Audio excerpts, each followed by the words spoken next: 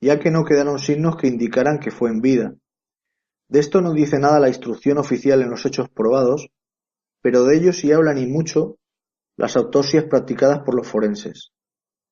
Esto queda claramente reflejado en las dantescas imágenes que se aportaron en el sumario judicial, siendo curioso como el cadáver número 3, el de Miriam, fue el que menos fotografías presentaba y el que tenía unos daños sexuales que impresionaron incluso a los forenses.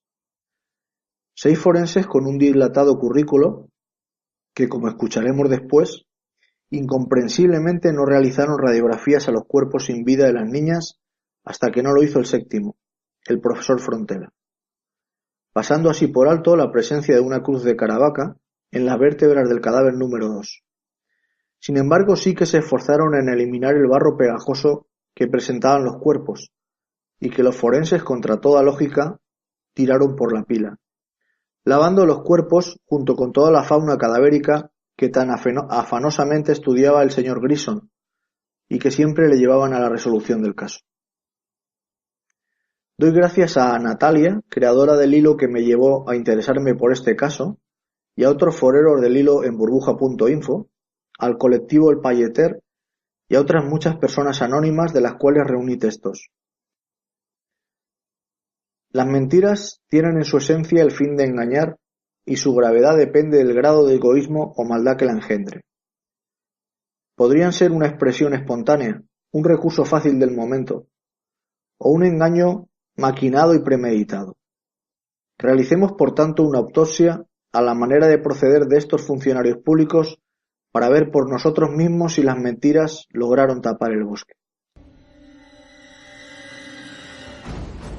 Los 3 cadáveres estuvieron esperando toda la noche del 27 al 28 de enero de 1993 en las frías dependencias del Instituto Anatómico Forense de Valencia. Una noche en la que innumerables teléfonos no dejaron de sonar hasta altas horas de la madrugada, porque de manera inexplicable había que organizar de inmediato un equipo de médicos para realizar las 3 autopsias. Los doctores Ros y Fenollosa, que eran los 2 forenses de los juzgados de Alcira y quienes tendrían que haber realizado las necropsias, no debieron considerarse lo suficientemente preparados para ello y decidieron solicitar ayuda de varios colegas, aunque esto nunca ha sido relatado directamente por ellos. Hay que tener en cuenta que estos 2 médicos llevaban escasos meses como forenses interinos, es decir, oficialmente sin plaza en los juzgados y habían accedido al puesto gracias a una bolsa de trabajo.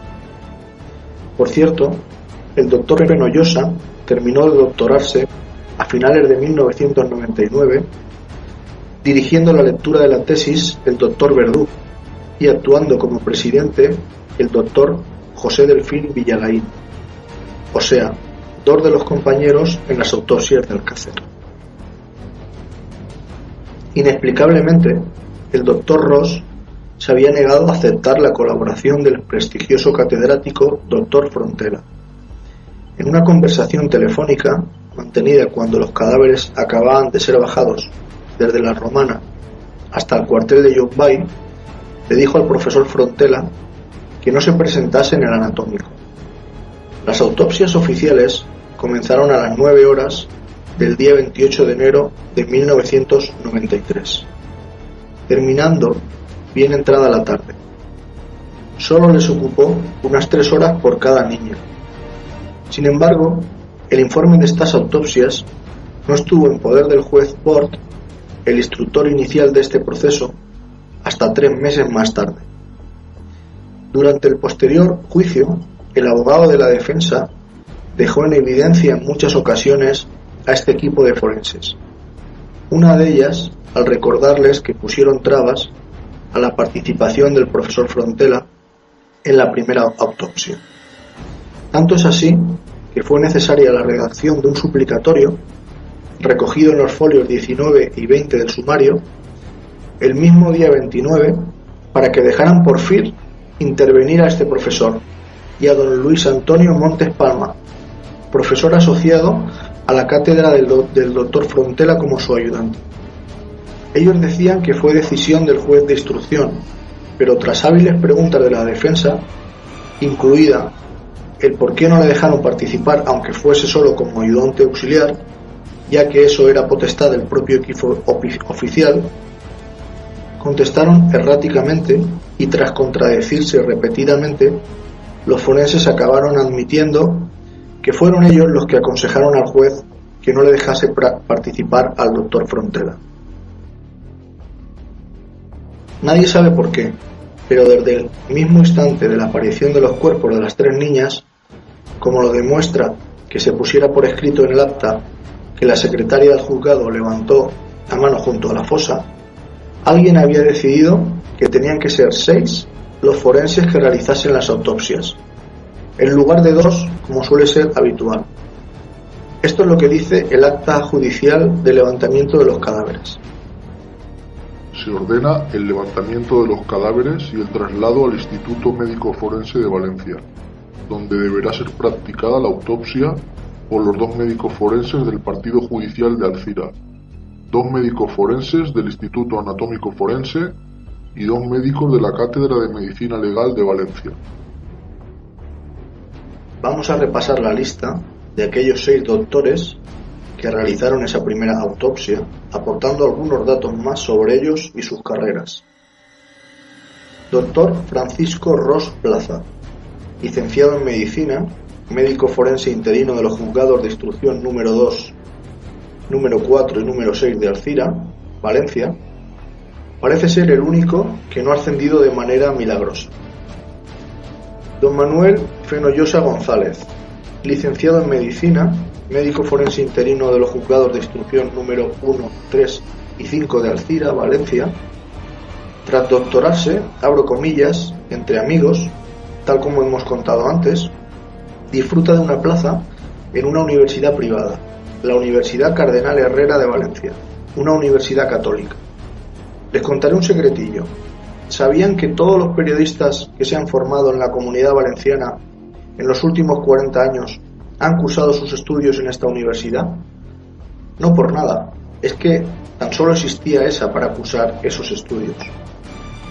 Don Alejandro Fondemora Turón, licenciado en Medicina por la Universidad de Valencia, también es doctor cum laude por la Universidad Complutense de Madrid, profesor en excedencia de Patología General de la Universidad Complutense de Madrid y de la Universidad de La Laguna de San Cristóbal de La Laguna, en la provincia de Santa Cruz de Tenerife, y profesor de Medicina Forense y Toxicología de la Universidad de Valencia. Médico forense de los juzgados de instrucción número 7 y 19 de Valencia.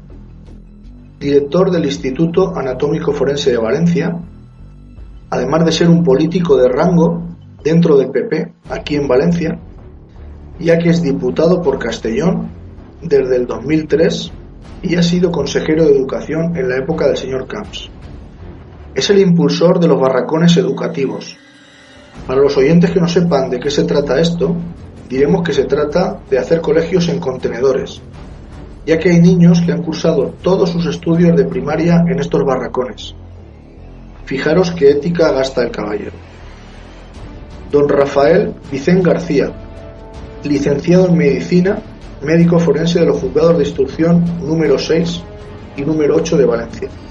Es coautor, junto con el doctor Verdú, de un libro titulado Glosario de Psiquiatría Forense para médicos y juristas, libro que salió a la luz tras los asesinatos del Alcácer en 1994.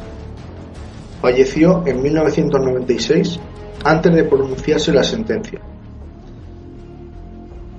Don José Delfín Villalaín Blanco, doctor en Medicina, catedrático de Medicina Legal de la Facultad de Medicina de Valencia, especialista en Medicina Legal y Forense, escritor y grafólogo. Es bastante conocido por ser el presidente de honor del CES, Centro Español de Sindonología, o sea, los estudiosos que estudian la síndone de Turín, reliquia más conocida por Sábana Santa. No tengo que decir que esta institución y la Iglesia son uña y carne. Otro caballero al que las universidades católicas le han venido como anillo al dedo al impartir másteres en la prestigiosa Universidad Camilo José Cela. Ahora mismo es profesor de un máster que se llama Grandes Crímenes a la luz de la ciencia. Lo que es evidente es que este señor ha colaborado con el Estado en otras ocasiones, como se demostró en la noticia publicada por el diario El País el 8 de enero de 1988, bajo el título Contradicciones entre los peritos sobre las causas de la muerte de Agustín Ruedo. Allí se recoge que este señor, solo mirando unas fotografías,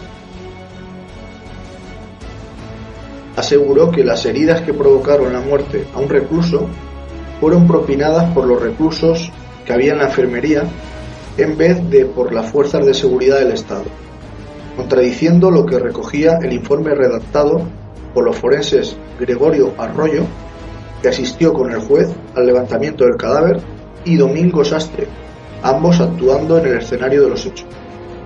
Vamos, lo que se dice un firme engranaje de las cloacas más oscuras del aparato del Estado.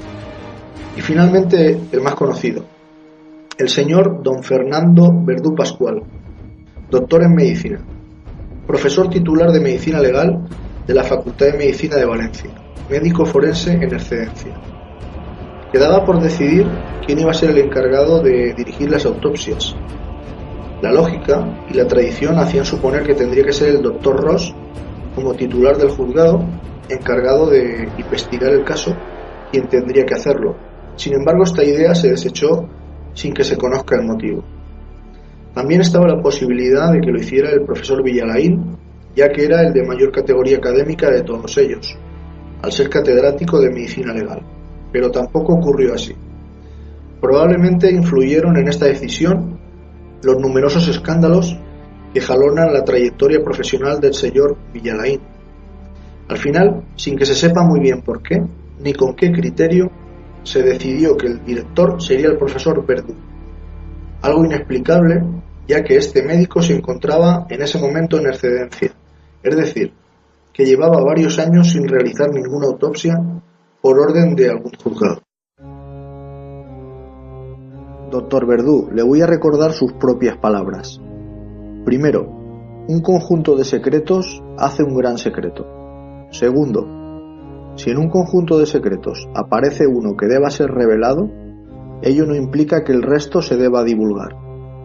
Desde luego el título de su último libro, El arte de la prudencia médica, y la imagen de los 3 monos de la portada lo dicen todo de usted. Sabe ver, oír y callar. Escuchemos parte de un debate en Canal Nou, donde participan Juan Ignacio Blanco y Fernando García, entre otros, y cómo el doctor Verdú relata el cuadro de lesiones que tenían las niñas para descartar cualquier tipo de ritual macabro, y deja muy claro hasta dónde llegaba su trabajo. Es un cuadro en el que hay golpes propinados con las manos, con los pies, con piedras, con instrumentos, con determinados instrumentos. Múltiples golpes. Para unos forenses 18 o 20 con las que establecen unas circunstancias violentas, para otros forenses 140 haciendo análisis de la piel, de los planos más profundos. No hay amputaciones de miembros. Los miembros están desprendidos espontáneamente y el único miembro que falta fue extirpado en la práctica de la autopsia para realizar la huella retrodactilar. No ha habido en las partes blandas que quedaban en el cuello ninguna señal de la utilización de ningún instrumento. Y hay una lesión que es el arrancamiento de un pezón.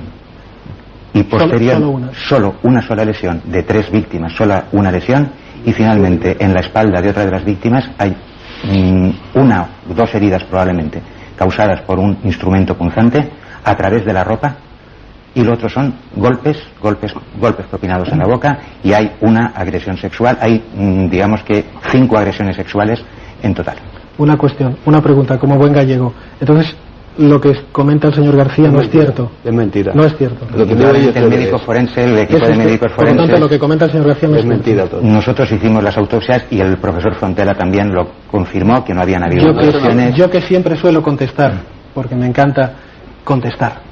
No me gusta dejar las cosas entre interrogantes. Ante ese cuadro yo tendría que decir que no, con total y absoluta honestidad. Sí, no, pero es que ese cuadro es incierto. Se puede ser cierto porque lo que no me puede hacer atacar a nadie ya ninguna vez más podemos es que una mano se discutir pudre. nuevamente, si usted Y no que le dos entra en manos la se cabeza. pudren. Incomprensiblemente no realizaron radiografías a los cuerpos sin vida de las niñas hasta que no lo hizo el séptimo, el profesor Frontela, pasando así por alto la presencia de una cruz de Caravaca en las vértebras del cadáver número 2. Sin embargo, sí que se esforzaron en eliminar el barro pegajoso, ya que no quedaron signos que indicaran que fue en vida. De esto no dice nada la instrucción oficial en los hechos probados, pero de ello sí hablan y mucho las autopsias practicadas por los forenses.